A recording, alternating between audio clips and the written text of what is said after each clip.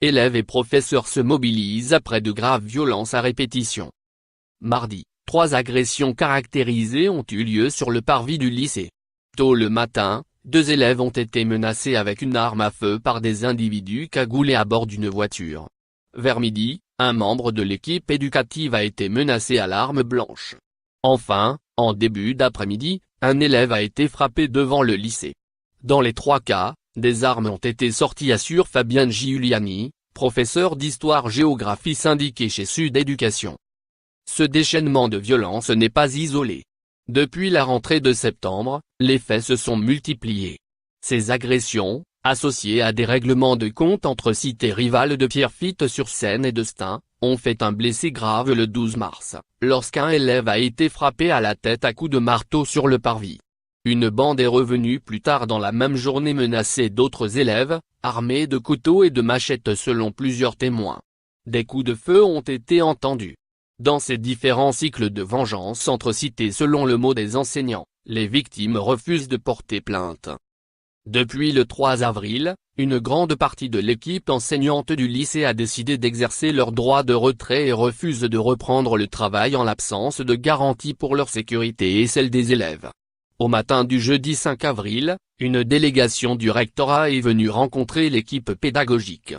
Fermée aux journalistes, cette réunion apparemment tendue a été jugée décevante par les enseignants, dont certains ont quitté la table, annonçant qu'ils refusaient toujours de faire cours. Le rectorat, de son côté, insiste sur la complexité du problème.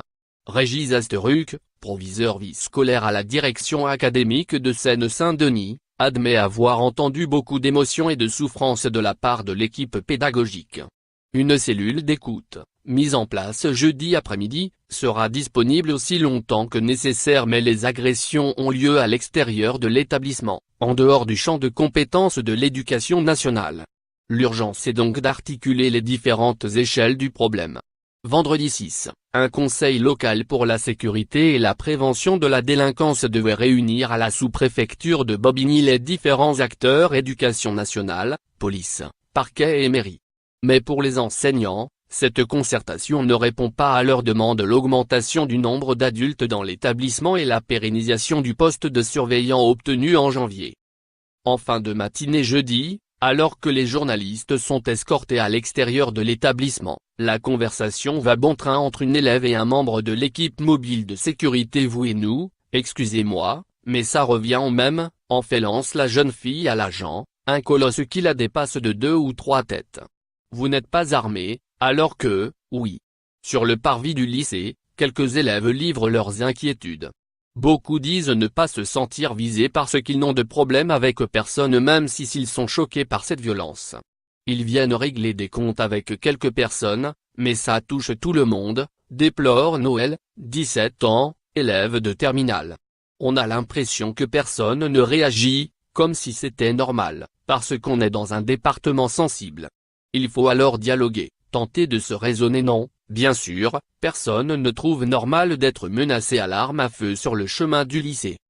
Jeudi soir, alors que les parents d'élèves étaient invités à la remise des bulletins trimestriels, une nouvelle hague s'est improvisée, selon un enseignant présent.